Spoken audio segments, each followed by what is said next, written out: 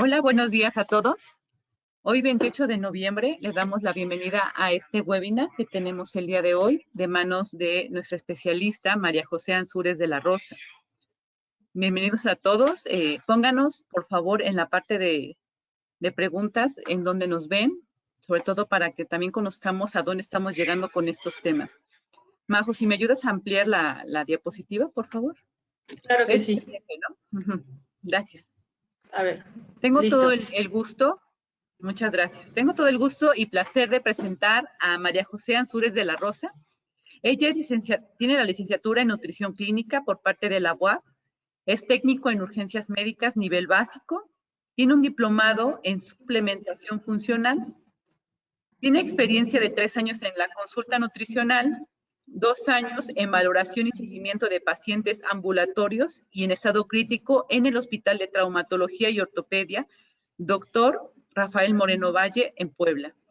Tiene 3 años como voluntaria en socorros en la Delegación Estatal de Puebla, 3 años como instructora en capacitación local en Puebla, 1 año en capacitación de primeros auxilios como instructora en capacitación externa y 1 año como operadora de vehículos de emergencia. Muchas gracias, Majo, por este tema. Pues adelante. Muchas gracias, Lau, por la presentación. Y buenas tardes a todos. Espero se encuentren muy bien. Ojalá les sirva de algo. Este es un tema, pues, al menos para mí, considero muy interesante, debido a que la mayoría de nosotros, voy a apagar un poquito la cámara para que no haya interferencia con el internet. Bueno, realmente considero que este tema es muy importante porque la mayoría de nosotros tenemos familiares, conocidos, e incluso nosotros podemos padecer diabetes o sabemos de alguien que ha padecido esta enfermedad. Entonces, creo que actualmente hay muchísimas dietas de moda, muchísimos remedios que nos da la tía, la abuelita, que nos dan nuestros propios papás, que escuchamos de los amigos. Entonces, considero debemos poner sobre la mesa aquellos mitos que creemos que realmente, o sea, que de verdad son reales y explicar el por qué no son reales y darles cuenta de cuál sería la realidad. Entonces, vamos a ir desglosando un poquito cada uno de ellos y es importante que pongan mucha atención. Seguramente ustedes conocerán muchísimos más mitos, entonces me gustaría que al final de la sesión ustedes pregunten lo que se les ocurra, lo que hayan escuchado o incluso lo que les han recomendado y podemos ver si eso es un mito y si no lo es, pues entonces hablar un poquito acerca de la realidad. Listo, vamos a iniciar. Primero, vamos a realizar esta pregunta. ¿Conoces a alguna persona que padezca diabetes? Gracias. Ven frente a ustedes el sondeo. Tiene entre las opciones y pueden aplicar varias: familiares, amigos, yo la padezco, compañeros de escuela o trabajo o a ninguna persona conocen que padezca diabetes. Apóyenos con su opinión respecto al tema. Eso nos ayuda también para saber qué personas nos están acompañando el día de hoy.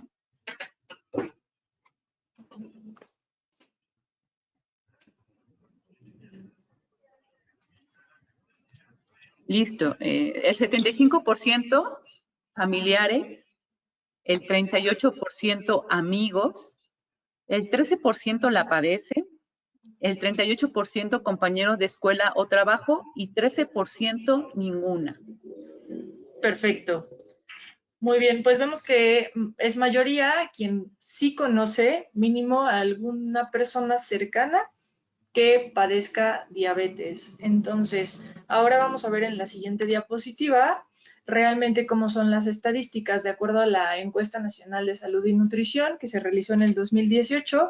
Aquí vemos que hay un comparativo de la encuesta que se realizó en el 2012. La del 2018 pues es la más actual o la actualizada. Entonces, ¿cuántas personas entre 20 años y más, esto quiere decir hasta 59 años de edad, padecen diabetes? En el 2012, 6.4 millones de personas padecían esta alteración metabólica.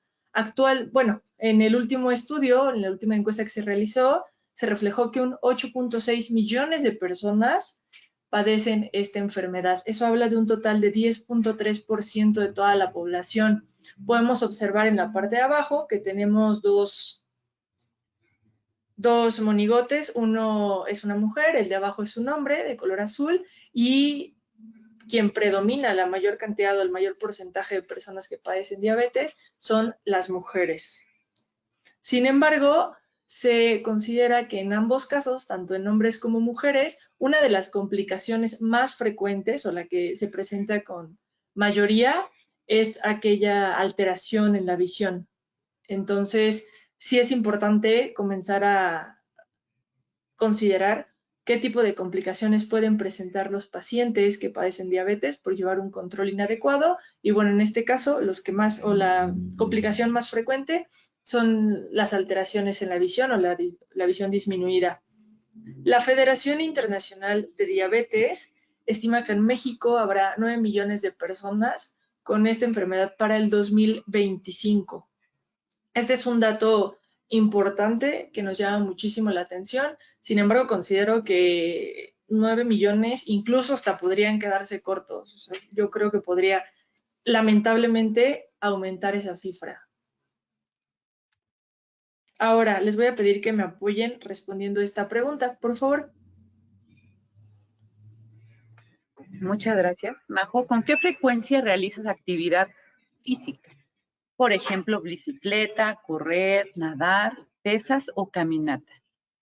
La primera opción es menos de 2 veces por semana. La segunda, de 2 a 4 veces por semana. Y la tercera, más de 4 veces por semana. Excelente, ya tenemos resultados. El 17% menos de 2 veces por semana.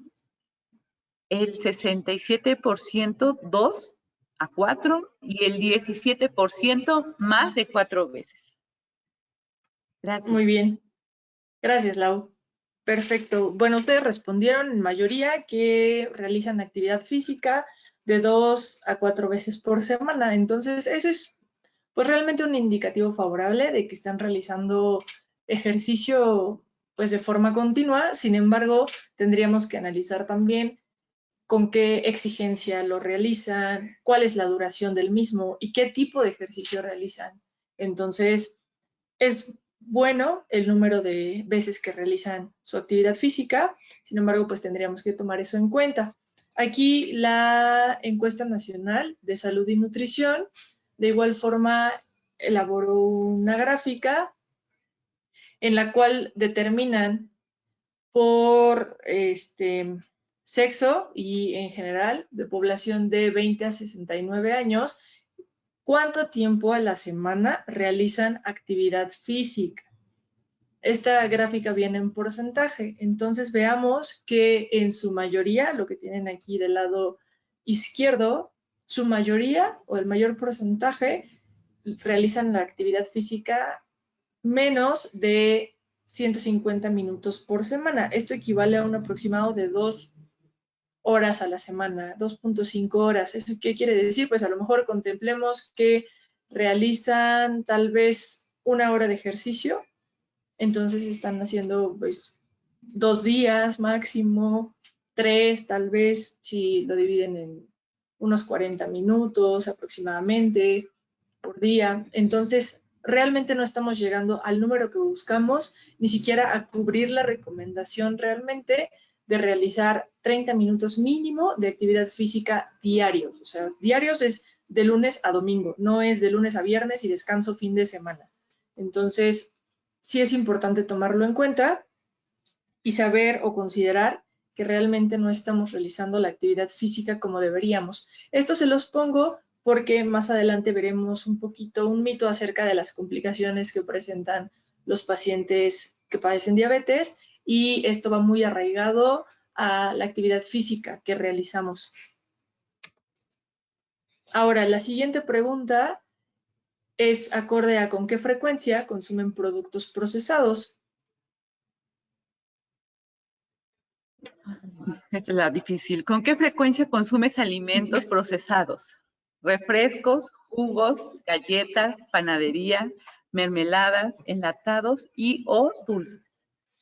La primera opción es menos de 2 veces por semana, la segunda de 2 a 4 veces por semana y la tercera más de 4 veces por semana.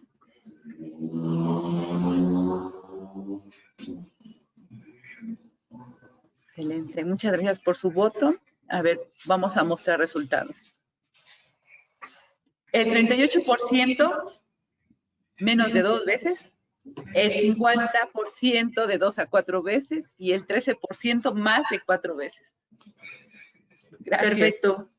Muchas gracias por sus respuestas. Pues realmente tenemos una tendencia importante a consumir estos productos procesados. Tal vez la pregunta solamente nos orienta a imaginarnos un jugo que podemos encontrar en la tienda, que podemos, el refresco, o sea, de cola, por ejemplo, galletas, pues justamente imaginamos una marca en específico. En el caso de panadería, incluso consideramos el pan que venden en la panadería de la esquina, mermeladas de cualquier tipo y enlatados.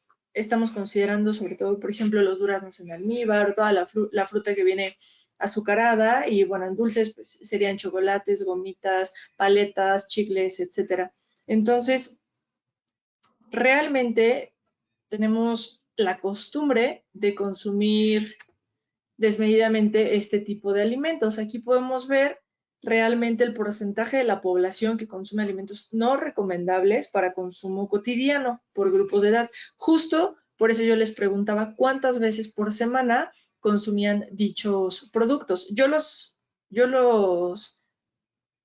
englobé en una sola pregunta, sin embargo, pues aquí podemos ver que vienen un poquito más desglosados. La parte de la izquierda, las columnas más altas, las que tienen el mayor porcentaje, son aquellas que se consumen productos procesados de tipo no lácteos y vienen endulzados. Además, ¿a qué me refiero con esto? Refrescos y jugos sobre todo.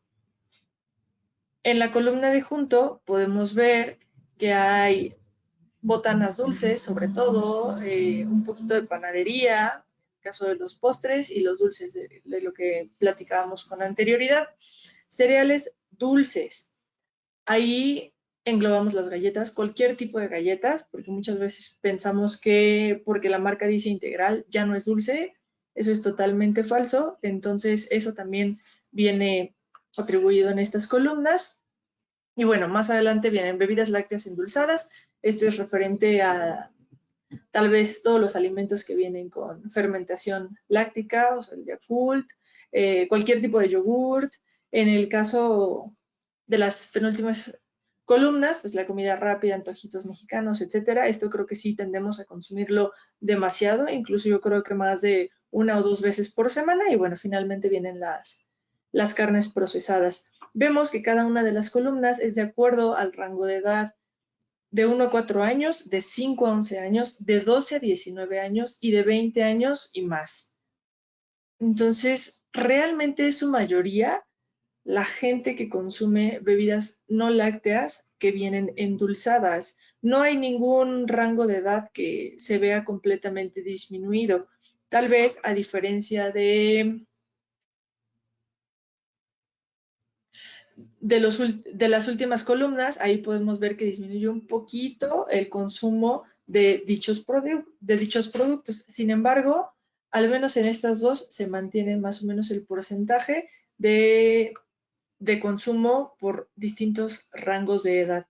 Esto se atribuye muchísimo a que pues nosotros como padres de familia le enseñamos a nuestros hijos que sí, que no, les damos refresco, le damos jugo, le damos incluso el jugo que nosotros preparamos en casa porque creemos que es saludable. ¿Y qué pasa más adelante? Pues después el niño ya no quiere consumir verduras en porciones adecuadas, no quiere consumir los cereales integrales que son pertinentes para él, no quieren consumir frutas, etcétera.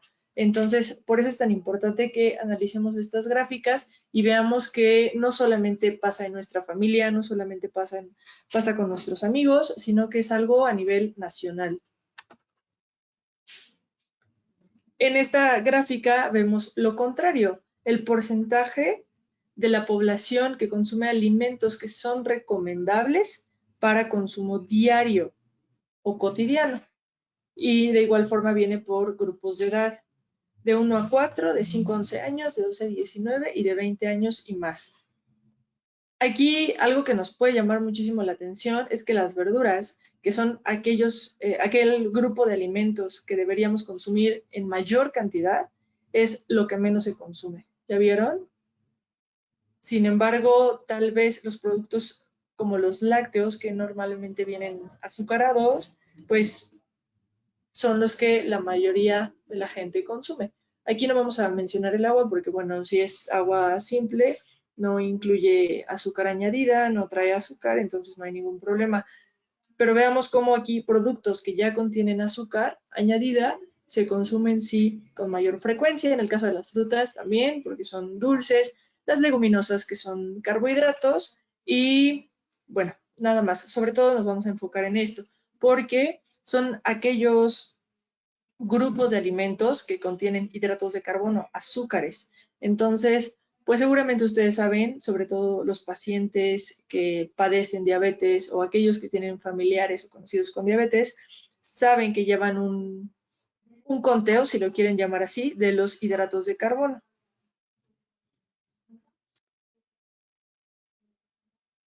Veamos en esta diapositiva que todas las enfermedades crónico-degenerativas, hablando de diabetes, hipertensión, alguna enfermedad extracardiovascular, hay que enfocarnos en su prevención. Sale muchísimo más caro que nosotros tratemos la enfermedad, intentemos disminuir las complicaciones, a que sí nos enfocamos en prevenirlas. Entonces, al momento de prevenir cualquier tipo de enfermedad, sobre todo las crónico-degenerativas, ¿qué es lo que vamos a lograr? En primera, aumentar la esperanza de vida de la población y en segunda, disminuir la mortalidad. ¿Esto cómo lo vamos a obtener? Pues teniendo un estilo de vida saludable, es decir, alimentándose de forma adecuada, realizando actividad física, descansando, y esto a su vez nos va a permitir tener un envejecimiento saludable. Ahora, vamos a platicar un poquito, ahora sí, aparte, iniciando con la parte de mitos y realidades. El primero, la diabetes se cura. Ustedes van a contestar en el panel si es un mito o consideran que es una realidad.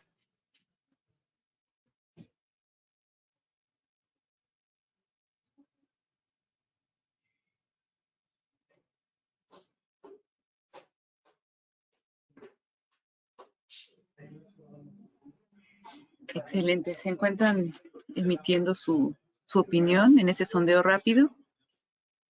Oh, excelente. Ya tenemos la mitad de los participantes. Perfecto. Dicen que el 63% es un mito y el 38% una realidad. Excelente. Muchas gracias, Lau. Pues realmente esta oración de la diabetes se cura, sí, efectivamente es un mito, y la realidad es así. Ya les había mencionado que la diabetes es una enfermedad crónico-degenerativa. Esto quiere decir que no tiene cura. Al ser una enfermedad crónica, realmente no tiene cura y únicamente podemos controlar esta enfermedad. ¿A qué se debe que no tenga cura? Es que cuando los pacientes presentan diabetes es porque muy comúnmente hay un déficit en la producción de la insulina, tal vez los receptores a nivel celular no están funcionando de una manera adecuada, entonces esto hace que los niveles de glucosa en sangre comiencen a incrementar de manera paulatina y no exista un tratamiento para ello. Hasta el momento no hay ningún tipo de cura, ningún remedio que realmente sea válido para que el paciente pueda decir, ya no tengo diabetes. Únicamente se controla. En la imagen de la derecha podemos ver cómo las figuras que están de color azul se simulan como moléculas de glucosa. Estas moléculas de glucosa van a ingresar a la célula y vemos que alrededor de la célula tenemos diferentes llaves. Estas llavecitas simulan la insulina. Entonces, tal cual, la entrada de la glucosa a la célula está mediada por la insulina, que funciona como una llave, que les abre esa puerta para que la glucosa pueda entrar a la célula y ser utilizada como energía. Si hay un déficit en la producción de la insulina o no hay suficientes receptores que puedan estar aperturando las puertas de la célula para que entre la glucosa, por consiguiente, aumentará la glucosa en sangre.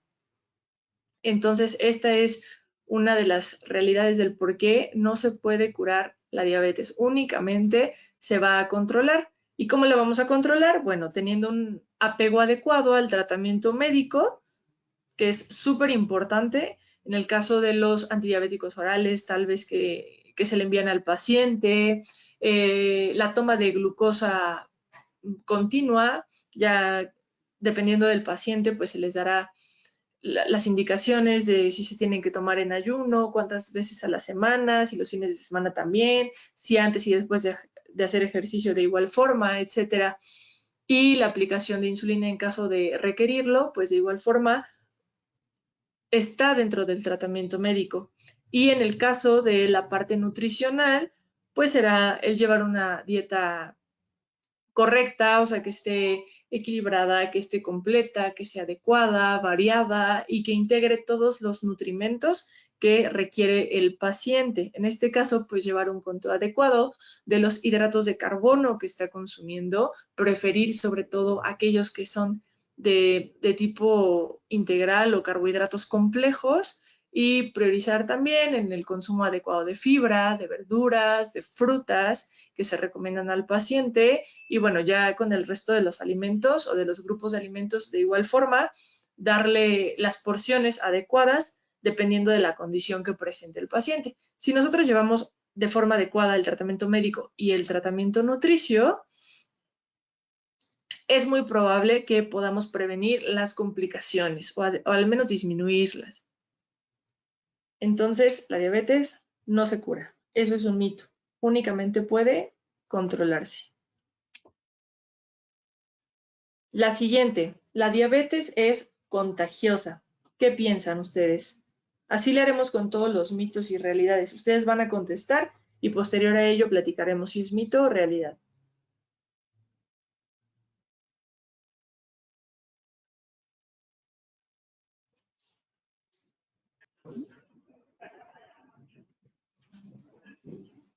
Muchas gracias. Tenemos ya los resultados.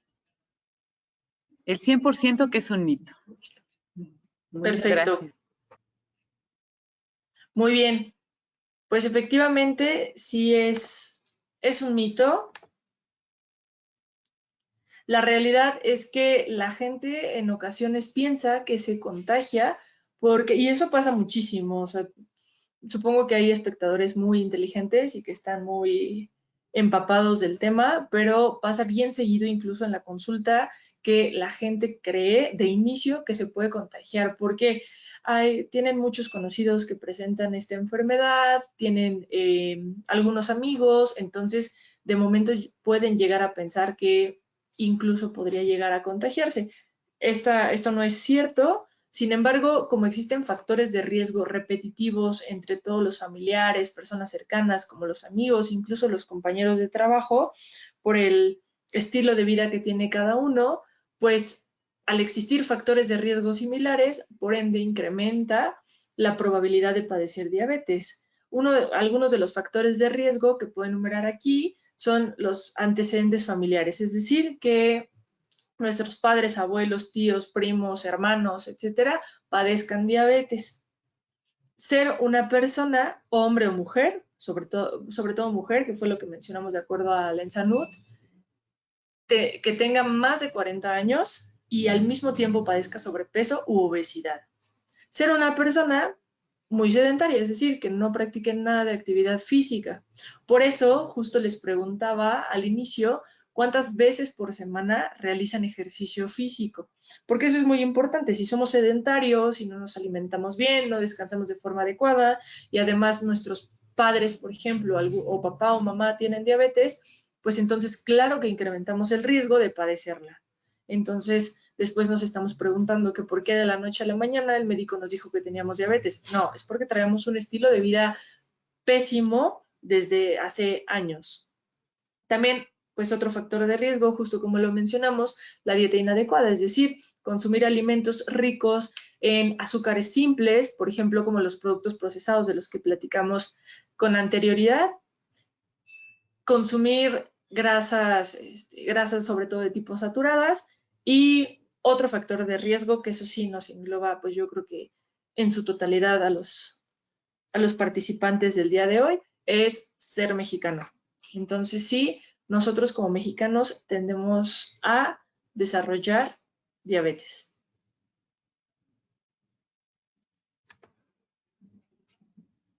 Ahora, lo siguiente, un enojo, susto o impresión provoca diabetes.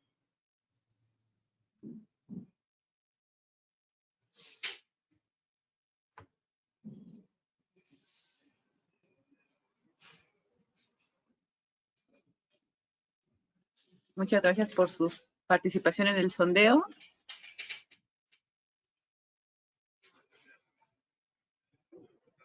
Excelente, vamos a cerrar el sondeo. Tenemos que el 71% que es un mito y el 29% una realidad. Perfecto. Bueno, pues aquí me gusta que la mayoría considere que es un mito, efectivamente lo es. Sin embargo, me llama la atención ese 23%, si no mal recuerdo, que cree que sí es una realidad. Entonces, justo para esto estamos haciendo esta sesión. Tal vez la mayoría pues ya sabe que no, que la diabetes no te da por enojarte de la noche a la mañana, pero tampoco saben realmente por qué se originó. Entonces, es importante quitarnos esa idea, y para aquellas personas que creen que sí puede suceder por habernos asustado por alguna impresión o enojarnos, pues entonces también me gustaría que se fueran con la realidad de esta oración. La verdad es que un enojo, un susto, una impresión no te va a provocar diabetes. La diabetes es un padecimiento gradual, es decir, se va desarrollando con el paso de los años, no sucede de la noche a la mañana. Entonces hay una gran producción de algo que se conoce como hormonas contrarreguladoras, sí, pero es al momento de que nos enojamos, nos asustamos o nos impresionamos. Entonces, estas hormonas contrarreguladoras, como lo son la adrenalina, la noradrenalina y el cortisol, lo que hacen es elevar la concentración de glucosa en sangre únicamente en ese momento, porque estamos sometidos a un tipo de estrés. Sin embargo, realmente no es o no sucede que nos dé diabetes porque nos acabamos de asustar o nos enojamos muchísimo. Sucede porque ya traemos arraigado un estilo de vida muy malo, ya lo habíamos platicado, no hacemos ejercicio, es decir, somos sedentarios, tenemos una dieta inadecuada, no dormimos de forma idónea, ni siquiera consumimos la cantidad de agua suficiente, etcétera. Entonces, todo esto se va acumulando y es una piedrita, una piedrita, una piedrita, hasta que se llena ese costal de piedritas. De la nada sucede que nos asustamos o nos enojamos. ¿Y qué pasa? Pues claramente se sube la glucosa en sangre más de lo que ya lo traíamos porque no lo conocíamos de esa forma. Se sube la glucosa en sangre al momento de enojarnos debido a las hormonas contrarreguladoras, y ahora sí comienzan a haber picos de glucemia o de azúcar elevados en la sangre. Y ahí es como nos diagnostican la enfermedad. Es por eso que decimos, es que un día pasó y tuvo un accidente, se asustó muchísimo y le dio diabetes. Eso no es cierto. Recordemos que es un padecimiento gradual y nosotros favorecemos a que se desarrolle esta patología, pero con el paso de los años y con nuestro estilo de vida. Ahora, La siguiente es, los productos dietéticos, light o aptos para personas con diabetes controlan el peso, la glucosa y pueden consumirse indiscriminadamente.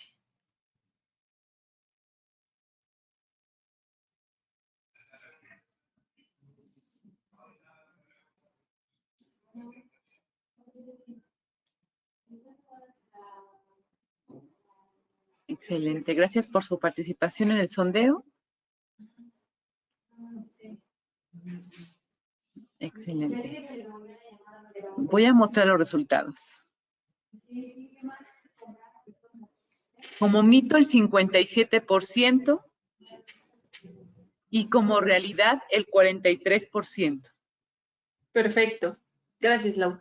Pues aquí aumentó un poquito más el porcentaje de aquellos que creen que es una realidad y que se pueden consumir de forma indiscriminada.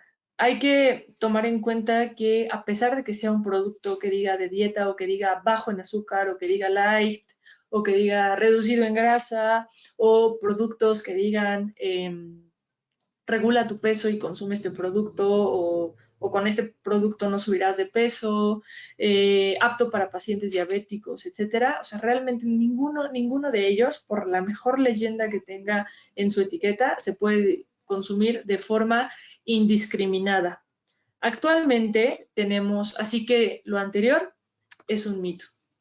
Actualmente tenemos un nuevo etiquetado de alimentos, de acuerdo a la norma 051, que regula todos estos productos. Entonces, me imagino que ustedes ya en el súper, en la tienda, en cualquier, en cualquier tipo de distribuidora de productos o de alimentos procesados, hemos visto este nuevo etiquetado, en el cual son octágonos de color negro que contienen diferentes señaléticas o leyendas.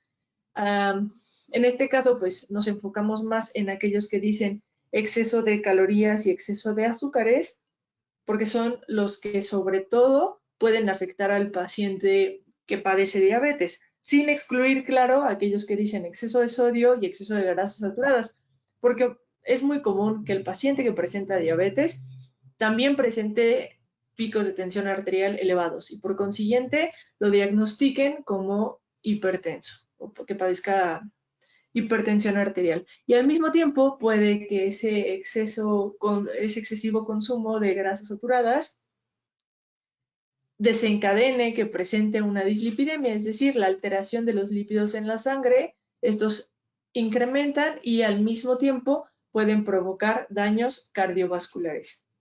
Entonces, no hay que excluir ninguna de las etiquetas o pensar que porque solo diga exceso de grasas saturadas y si yo padezco diabetes y sé que tiene que ver con azúcar, lo puedo consumir de forma indiscriminada. No. Actualmente el etiquetado es muy claro, es muchísimo más fácil de entender que el anterior.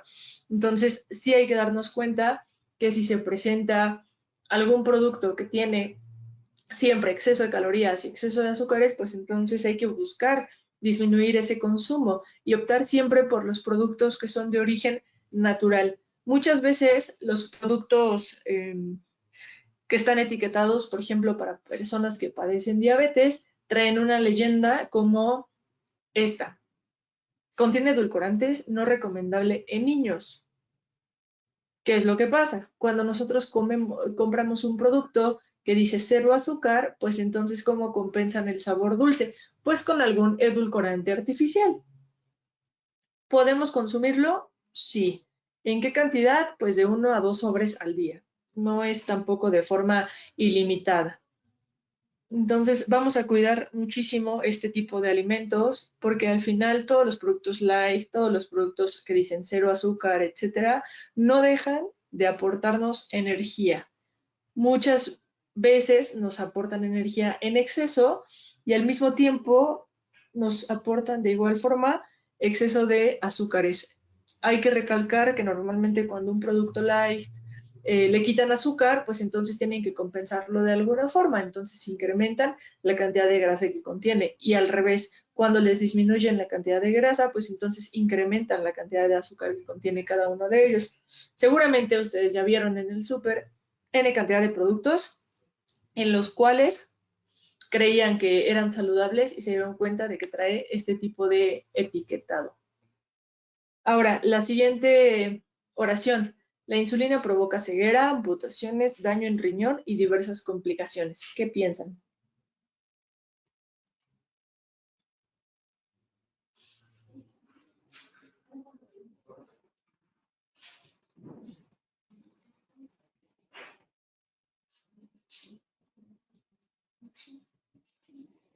Muchas gracias por su participación en el sondeo.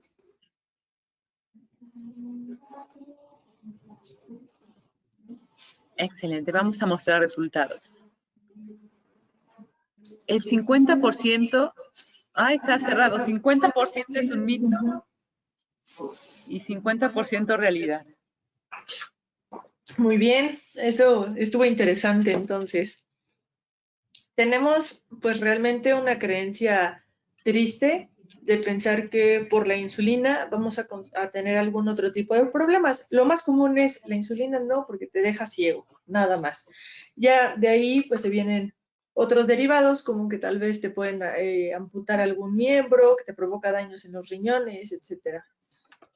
Entonces, esto es un mito. La realidad son dos cosas importantes. Es que normalmente la aplicación de insulina puede ser por diversos factores. Tal vez puedes estar en la necesidad de administrarte insulina desde el día 1 que tú fuiste diagnosticado con diabetes, o tal vez no, tal vez con un medicamento, una dieta adecuada y ejercicio, te comienzas a controlar. Eso depende muchísimo de cada uno de los pacientes. Sin embargo, recordemos que habíamos platicado acerca de que la insulina funciona como una llave que permite la entrada de la glucosa a la célula para que funcione como energía o haya producción de energía. Así que si no hay suficiente insulina que es producida por el páncreas, ¿qué vamos a necesitar de forma exógena, es decir, por fuera de nuestro organismo? Insulina. Entonces, es importante recalcar que no siempre vamos a necesitar la administración de insulina. Sin embargo, si eres un paciente que lleva pues un estilo de vida poco saludable, a pesar de saber que ya tienes diabetes o padeces diabetes, entonces puede coincidir, sí, que tú comiences a presentar complicaciones, pero esto es por el descontrol que tú tienes y la falta de apego al tratamiento médico y nutricional.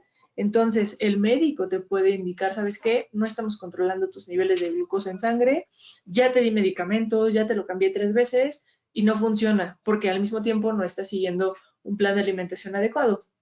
¿Qué es lo que sucede? Tu cuerpo ya dejó de producir insulina, produce muchísima menos insulina de la que producía con anterioridad, entonces tienes que inyectártela, ¿ok? O administrártela. Por eso, justo por eso es que coincidimos o pensamos que la insulina que nos administramos de forma exógena puede producirnos algunas complicaciones.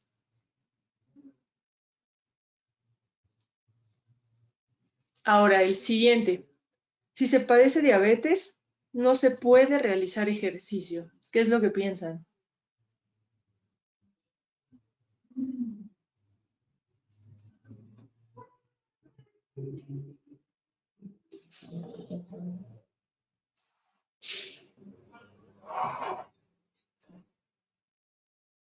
Muchas gracias por su participación en el sondeo. Ya estamos casi a punto de cerrarla. Excelente, muchas gracias. Compartamos resultados. 100% es un mito. Perfecto. Gracias. Muy bien. Efectivamente, todo mundo puede hacer ejercicio, los niños, los adultos jóvenes, los adolescentes, los adultos mayores incluso, siempre pueden realizar actividad física. Hay pacientes que están bajo ciertas patologías, por ejemplo, aquellos que tal vez tuvieron grandes quemaduras, estuvieron hospitalizados muchísimo tiempo y tienen que recuperarse poco a poco, entonces la prescripción del ejercicio tiene que ser siempre dirigida desde un fisioterapeuta para que este especialista les diga, ¿sabes qué? Puedes realizar tal y tal ejercicio, no hay ningún problema, y que el mismo oficio los ayude a realizarlos. En el caso de los pacientes que padecen diabetes, llegan a creer que no pueden realizar ejercicio porque se baja así dicen, se me baja el azúcar, me desmayo. Entonces, no hacen nada de ejercicio porque se les baja el azúcar. O luego ya están haciendo ejercicio, se sienten un poquito mal, van y se recuperan rapidísimo con una coca. Y eso es un hábito que tienen y realizan diario, o al menos cada vez que hacen ejercicio. Entonces, siempre, siempre en estos pacientes va a estar indicado, a menos que haya alguna situación extraordinaria, pero el paciente que conocemos tal cual, que lo acaban de diagnosticar con diabetes o que lleva 5 o 10 años viviendo con diabetes, puede realizar ejercicio. Puede ser asesorado, sí, por algún especialista, o sea, incluso un entrenador personal, o sea, alguien que realmente esté certificado. Un fisioterapeuta es muy importante para que les indiquen qué tipo de ejercicios pueden hacer y cuáles no, porque es muy común que aquellos pacientes presenten también sobrepeso u obesidad o alguna otra alteración a nivel, por ejemplo, cardiovascular. Entonces hay que llevar un control específico. Sin embargo, el realizar la actividad física nos va a impedir que continuemos incrementando nuestro porcentaje de grasa corporal total. Al mismo tiempo va a contribuir a controlar la glucemia, es decir, los niveles de glucosa en sangre o de azúcar en sangre, si es que así lo conocen. Y de igual forma nos dará un estado de ánimo favorable. Esto en conjunto con la alimentación y las horas de sueño, pues nos permite, y bueno, junto con el tratamiento médico, nos permitirá ver realmente una disminución en las complicaciones que se pueden presentar al padecer diabetes. Ahora, la que sigue. Productos como la moringa, Herbalife o la medicina alternativa pueden controlar la diabetes.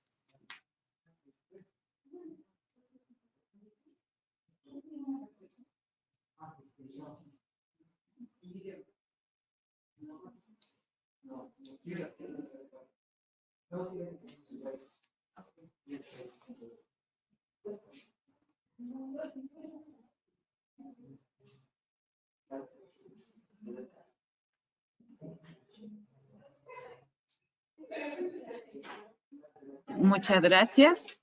El 75% es un mito. Perfecto. Y el 25% es una realidad. Muy bien, gracias, Lau. Efectivamente, ningún producto, ya sea de tipo origen natural, de tipo procesado o algún medicamento, puede controlar la diabetes. No hay ningún producto milagro que realmente la cure o la controle. Siempre debemos tener el apego, como ya lo habíamos mencionado, al tratamiento médico y al tratamiento dietético. ¿Y qué es lo que pasa cuando nosotros consumimos, por ejemplo, hay tés, hay distintos tipos de hierbas, imanes, el uso de la medicina alternativa, incluso han desarrollado vacunas, obviamente no laboratorios certificados, pero han desarrollado N cantidad de cosas, incluso como la empresa de Herbalife, que realmente promueve que al consumir sus productos vas a tener un muy buen control de esta alteración metabólica o incluso te vas a curar. La realidad es que eso no existe, nada te puede controlar más que el tratamiento y la nutrición, o sea, es decir, un estilo de vida saludable. No habrá ninguna píldora mágica, algún imán mágico que te la pueda curar o controlar. Entonces, algo que es muy común en este tipo de personas es que creen en la publicidad de estos productos. Lo que hacen, abandonan el tratamiento médico, es decir, se dejan de tomar todos los medicamentos que le indicó el doctor, se dejan de administrar la insulina sobre todo, porque incluso me ha tocado conocer productos que dicen ahí, no necesitas insulina, o sea, con esto te curas. Y obviamente, pues dejan de comer de una forma saludable, si es que lo estaban haciendo. Entonces, se ha visto también que el consumo desmesurado de estos productos podría provocar alguna otra complicación en los pacientes que padecen diabetes. Entonces, no hay ningún producto milagroso para poder controlarla o curarla. Ahora, las personas con diabetes pueden notar si sus concentraciones de glucosa, es decir, azúcar, que están en la sangre son altas o bajas.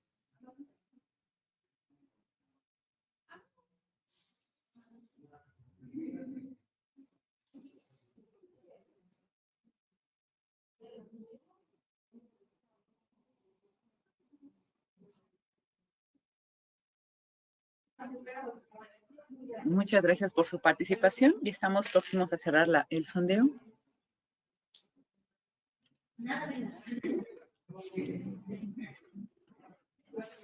Excelente, vamos a cerrar. El 38% que es un mito. Muy bien. Y el 63% que es una realidad. Perfecto. Esto ya se puso un poquito más interesante porque pues ahora en su mayoría consideran que es una realidad, que las personas realmente notan si las concentraciones de glucosa son altas o bajas. Bueno, pues vamos a concluir que es un mito. Vamos a explicar por qué. Porque realmente la única forma de corroborar si mis concentraciones de glucosa son altas o son bajas es cuantificando nuestra glucemia, es decir, la glucosa en sangre con un glucómetro. Seguramente lo conocen. Es la única forma realmente de comprobarlo, cuantificándola. Puede haber aparición de distintos síntomas como la sed, la debilidad, la fatiga, cansancio, ¿ok? Irritabilidad, que nos pueden dar un indicativo de que tal vez puede haber por ahí alguna alteración en nuestros niveles de glucosa. Sin embargo, nunca podríamos asegurar que realmente es por eso, porque hay 1000 cosas que podemos estar presentando y que nos den síntomas similares. Entonces, ¿podríamos llegar a sospecharlo? Sí, sin embargo, hay que corroborarlo. Eso es bien importante, siempre corroborarlo cuantificando la glucemia con el glucómetro.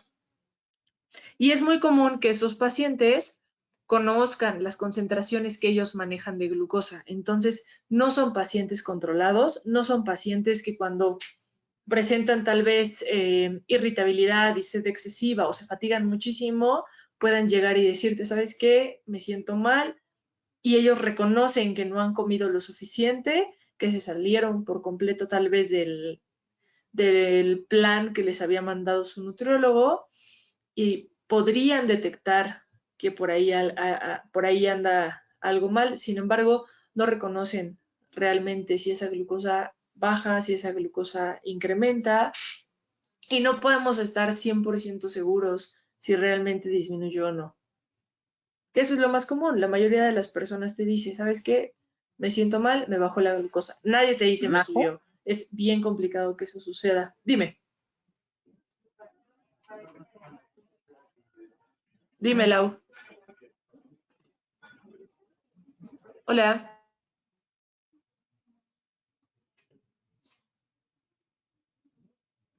¿Sí me escuchan? listo, ya te escucho. De pronto te dejé de escuchar. Ah, perfecto. No, pues bueno, yo seguía hablando entonces, pero estábamos en que no, realmente no podemos identificar si nuestros niveles son altos o bajos. Es más común que la gente, pues, entre comillas, pueda saber que su glucosa está un poquito más baja de lo normal, pero la única forma de corroborarlo es cuantificando nuestra glucosa en sangre.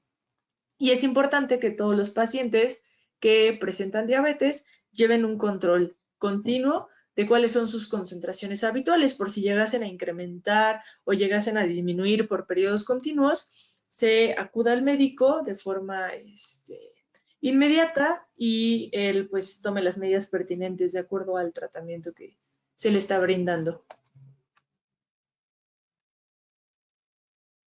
Ahora, la que sigue, ya casi terminamos, no se duerman. Las personas con diabetes deben consumir dietas con muy pocos hidratos de carbono, es decir, azúcares.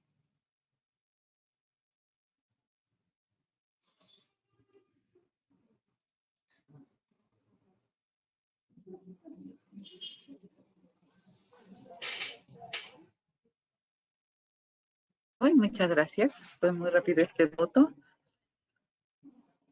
El 44% que es un mito y el 56% una realidad. Perfecto. Ahora sí hubo un poquito de más discrepancia con esta oración. Pues es un mito, efectivamente, y vamos a explicar por qué. Todas las personas padezcamos diabetes o no, debemos tener una alimentación variada, es decir, una dieta correcta, sin caer en excesos ni tampoco en déficit. Es decir, no tenemos por qué consumir una dieta muy baja en hidratos de carbono. Será una dieta controlada, sí, pero no muy baja en hidratos de carbono. Hace rato les platicaba un poquito acerca del conteo de los carbohidratos o hidratos de carbono, como quieran identificarlos. Es muy importante que los pacientes que padecen diabetes vayan de la mano con el nutriólogo para que éste les enseñe a contar o contabilizar el gramaje de hidratos de carbono que están consumiendo por día. Asimismo, las porciones a las que ellos pueden tener acceso día con día. Es muy común que las personas que padecen diabetes digan, no, ya no voy a comer tortilla, porque pues traía muchos hidratos de carbono y ya no voy a comer tortilla. Sí, pero lo que no saben es que la tortilla también es una fuente de fibra y que también es una fuente de calcio y es la principal fuente de calcio del mexicano. Entonces, lo quitamos porque creemos que es mala y la dejamos de comer por completo.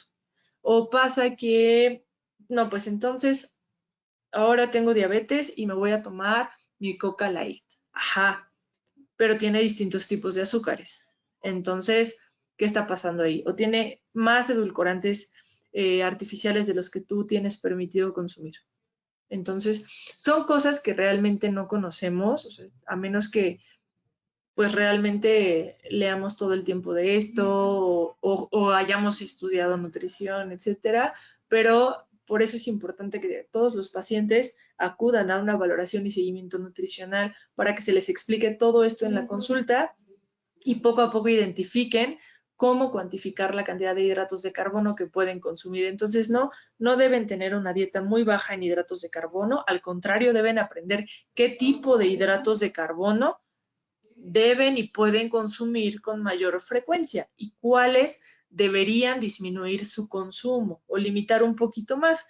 Sin embargo, no es erradicarlo o quitarlo por completo. Ya se darán cuenta que pueden incluir todos los alimentos, pero tienen que aprender a, o entender cuándo pueden incluirlos y cuándo no. Eso también va de la mano junto con los triglicéridos, porque hay que mencionar que cuando tenemos un aporte excesivo de triglicéridos, es decir, es un tipo de grasas que vienen sobre todo en las grasas saturadas, es decir, la manteca, los productos procesados como las hamburguesas, los tacos, en el caso del enlatado que puede ser tal vez algún yogurt, quesos, por ejemplo, estos traen gran aporte de triglicéridos y de grasas saturadas. Entonces, esto al momento en que se metaboliza, se almacena como tejido adiposo, sí, pero también hay otra ruta metabólica en la cual puede hacer que comience a incrementar la glucosa en sangre. Entonces hay que tener un conteo importante. Recordemos que el aporte excesivo de grasas saturadas pues también puede condicionar a que se presente una enfermedad cardiovascular. Y bueno, finalmente el aporte adecuado de fibra. ¿Cómo conseguimos el aporte adecuado de fibra? Pues consumiendo cereales integrales, que al final de cuentas son hidratos de carbono o carbohidratos, de tipo, de tipo integral, consumiendo los dos tipos de fibra que existen, insoluble y soluble, al mismo tiempo incrementando el consumo de verduras y consumo de frutas, que son las que en su mayoría aportan fibra. Y la última oración es: las concentraciones elevadas de azúcar en sangre son normales para algunas personas y no son un signo de diabetes. ¿Qué piensan?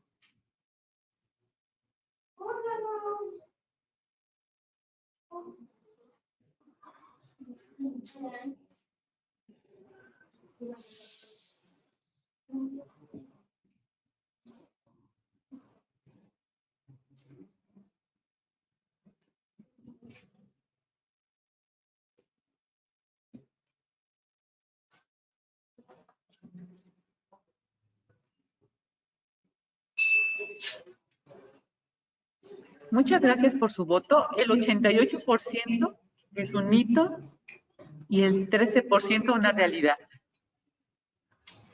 Perfecto, Lau, muchas gracias. A ti. Pues efectivamente es un mito y vamos a explicar la razón.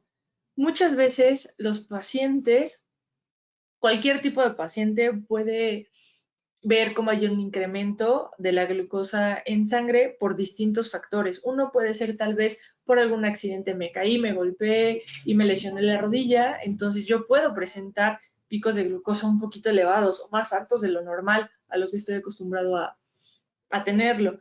Un paciente que, por ejemplo, sufrió un accidente automovilístico, tuvo múltiples lesiones y a pesar de no ser diagnosticado, no estar diagnosticado con diabetes, puede presentar picos de glucosa elevados en la sangre.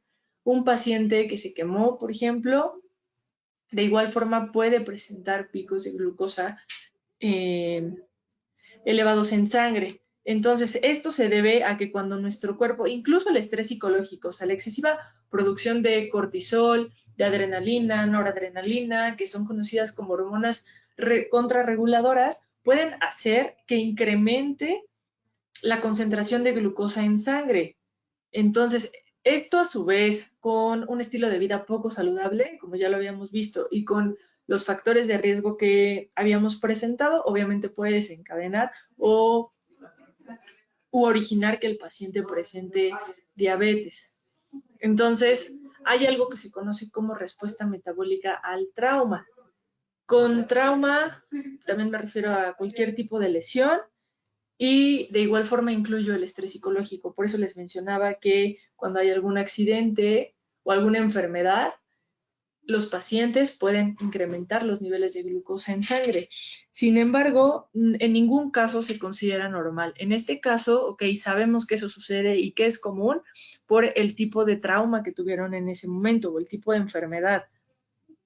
Pero no quiere decir que ese paciente deba quedarse todo el tiempo con los niveles de glucosa incrementados. ¿Habrá un aumento temporal? Sí, pero nada más poco a poco se va a controlar con el tipo de tratamiento que se le está dando al paciente. Pero si es un paciente que todo el tiempo tiene cifras de glucosa de 150, 130, 115, 115 y se mantiene, entonces ese sí es un signo de que puede presentar diabetes.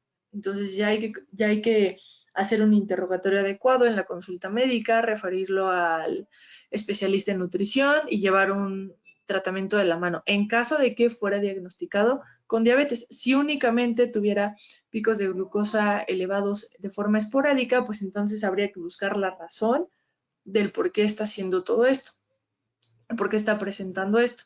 Entonces, eso ya sería un acompañamiento multidisciplinario, que es lo que se busca en la consulta y con todos los profesionales del área de la salud.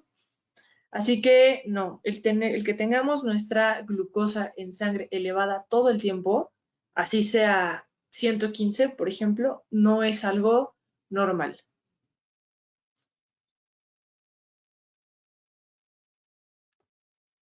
Y eso sería todo. Muchas gracias por su atención. No sé si tengan alguna duda o algo en lo que quieran que los apoye. Adelante. Muchas gracias, Majo. Mientras ponen alguna duda los participantes que nos acompañan, nos gusta platicar cómo estás ahorita haciendo consultas. ¿Estás haciendo consultas presenciales o en línea? ¿Cómo manejas la dinámica con tus pacientes? Ok, Lau. Pues actualmente estoy dando consultas en línea, consultas presenciales. Entonces, pues ahí están mis redes sociales. Si gustan algún tipo de información, se las puedo brindar. Las consultas presenciales, en ocasiones, dependiendo del caso, pueden llegar a ser a domicilio. Si no es así, entonces nos podemos ver en un consultorio que está ubicado en las Torres Médicas del Hospital MAC, la Torre 1, ahí nos podemos ver. De igual forma me pueden escribir, les paso bien dónde está el consultorio, agendamos la cita y no hay ningún problema. Si quisieran en línea, también tengo varios pacientes en línea, la modalidad es distinta, se envían cuestionarios, la toma de medidas pues de igual forma es diferente o es específica para la consulta en línea. realizamos una sesión en alguna de las múltiples plataformas que existen y ahí así es como hacemos la consulta en línea. Todo el tiempo hay asesoramiento, ya sea la consulta presencial o en línea, me escriben sus dudas por WhatsApp y podemos irlas aclarando. De igual forma, a veces buscan que los ayude cuando están comprando los productos en el súper, por ejemplo. Entonces, lo mismo. Ellos me mandan fotos, oye, solo encontré estos dos, ok, yo te mando esta opción. Y ya en ese momento les ayudo a elegir qué tipo de productos requieren. Y el seguimiento normalmente lo hacemos cada mes. Majo, cuéntanos de un caso de éxito que tú hayas tenido y acompañado con, tal vez llegó con estos índices o tal vez con estos padecimientos, porque usualmente buscamos ya un nutriólogo seguramente cuando ya tenemos hígado graso, ya la diabetes hasta el tope, ya el médico dice o te bajas esto o vamos a otras cosas. ¿Y cómo fue evolucionando? Sobre Ok, todo para destacar la importancia de esto de ir acompañada con un nutriólogo, un especialista. Bueno, y no solamente la claro. diabetes, en esto que es un equipo que va contigo, pero en tu caso, en tu Ujú. intervención. Sí, pues bueno, llegó una paciente aproximadamente 55 años, si no mal recuerdo, 55 años de edad. Había estado hospitalizada recientemente porque había tenido algo que se conoce como cetoacidosis diabética. La paciente ya no veía bien, entonces la habían operado porque había tenido un problema en el pie derecho, entonces por la falta de sensibilidad, cicatrización, etcétera. Entonces empecé a llevar bien el tratamiento nutricio, la paciente ya era dependiente de insulina, entonces tenía que administrarse cierta cantidad de unidades de insulina por día. Entonces se hizo primero el acompañamiento de forma nutrición oral, nada más. Comenzó a hacer ejercicio, uno de los fisioterapeutas que están allá en la clínica le ayudaron. Entonces empezamos a controlar los niveles de glucosa. Ella no sabía en qué momento tomarse la glucosa, o sea, tenía su glucómetro, pero jamás lo usaban. Entonces, y había familiares con ella, pero pues era la clásica familia que cree que quitando todos los alimentos que tienen azúcar tal vez va a favorecer a la paciente, pero pues eso lo hacen ya que la paciente estuvo en el hospital y la acaban de egresar, entonces ya creían que con eso era más que suficiente. Se les hizo el acompañamiento, estuvo pues yendo seguido medio año, o sea, a ella la veía cada 20 días normalmente. Entonces le explicaba en qué momento se tomaba la glucosa en ayuno, cuántos días a la semana. Ella aprendió a contar poco a poco, junto con ayuda de sus familiares, porque tiene una hija que la acompaña todo el tiempo a todas las consultas, entonces siempre estaba muy pegada con ella. Yo creo que sintieron un poco feo de que la mamá terminó en el hospital. Entonces ahí fue donde lamentablemente hicieron conciencia de que no es nada más, ay, se me subió mi azúcar, o sea, de que es algo realmente importante. Entonces hice el acompañamiento con ella, aprendieron a contar los hidratos de carbono, le explicaba como la relación que tenían las unidades de insulina con la ingesta de los hidratos de carbono que ella debe tener. Y poco a poco ella solita, yo al inicio le daba un plan y ella terminó saliendo de la consulta elaborando sus propios planes de alimentación, pero ya con un conteo adecuado de hidratos de carbono. ¿Se vieron mejoras en la composición corporal? Sí, bajó porcentaje de grasa, la verdad es que no recuerdo los porcentajes, pero en total yo creo que debe haber bajado un 9-10% aproximadamente y aumentó un poquito de masa muscular. Eso quiere decir que disminuyó peso, disminuyó porcentaje de grasa corporal, pero al mismo tiempo se vio beneficiada por el aumento de la masa muscular. Y en cuanto a las complicaciones, pues realmente ya cuando la complicación está, no puedes hacer, o sea, no puedes corregirla, pero sí puedes evitar que se presenten más complicaciones. Entonces, hasta ahorita solamente los problemas que tuve de inicio, por ejemplo, el de la visión disminuida, es lo que se mantiene. Muchas gracias, Majo, sobre todo para esta reflexión de lo importante que es estar acompañado por especialistas, más allá de los consejos que a veces tenemos, porque siempre tenemos buenas ideas y muy buenas intenciones, no lo dudamos, pero Claro, eso a veces hace más daño. Tenemos una pregunta de así es. Guadalupe. ¿Una persona prediabética puede dejar de ser diabética a futuro con los cuidados adecuados? Ok, si alguien que es prediabético, o sea, es decir, es antes de la diabetes, hay diferente cantidad de, bueno, muchísimas bibliografías. Unos dicen que prediabetes ya no existe, otras guías dicen que sí. Entonces, o sea, en este caso se considera prediabético al paciente que presenta cifras arriba de 100 miligramos por decilitro de glucosa hasta menos de 126. Entonces, si el paciente se mantiene en ese rango y corrige sus hábitos alimentarios, comienza a hacer ejercicio, tal vez acude a consulta con el médico, consulta con el nutriólogo y ya lleva un estilo de vida un poquito más saludable, sí puede lograr que esos valores disminuyan. Y entonces ahora sí estén en los parámetros normales de glucosa en ayuno de 70 a menos de 100 miligramos por decilitro. Entonces sí podría considerarse porque justo ese rango de glucemia en ayuno, o sea, lo que les mencioné del 100 al menos de 126, es antes de padecer esa patología. Entonces, sí se podría, pero necesitas cambiar los hábitos de forma inmediata. Muchas gracias, Majo. También te manda felicitaciones, saludos también de Puebla, del sur de la ciudad.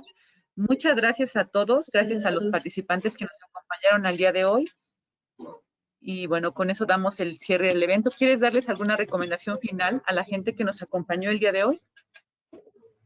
Claro que sí, pues realmente a todos los que tengan familiares o conocidos que presenten diabetes, de verdad les aconsejo que hagan un acompañamiento con el nutriólogo. Tal vez se den cuenta de que no es necesario estar yendo cada 3 semanas, cada mes, pero aprendan de ellos, que les enseñen a comer un poquito mejor y verán que los pacientes en serio van a disminuir el riesgo de las complicaciones, van a tener un estilo de vida muchísimo mejor. Y nosotros, si somos adultos que tal vez no tenemos tantos factores de riesgo porque hacemos ejercicio, comemos o tratamos de comer más saludable, entonces, de igual forma, si no tienen o creen que no tienen los conocimientos suficientes, sería bueno que se asesoren para que continúen con este estilo de vida activo y saludable que ustedes creen que tienen actualmente. Entonces, las complicaciones de la diabetes realmente son muy, muy tristes y es bueno quitarnos pues esa venda de los ojos de creer que hay miles de productos que funcionan y que la pueden curar o quitar. Entonces, siempre hay que asesorarnos, eso definitivamente es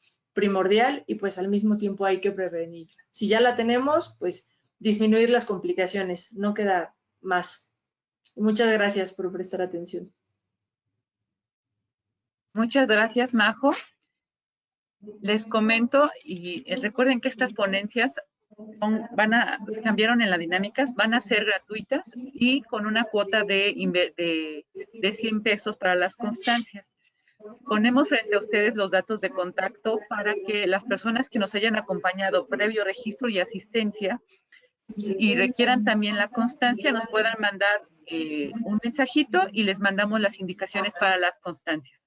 Muchas gracias a los participantes. Gracias, Majo, por tu tiempo. El desarrollo del tema estuvo muy claro, muy puntual en lo que se necesita. Y bueno, muchas gracias a todos. Gracias, hasta luego.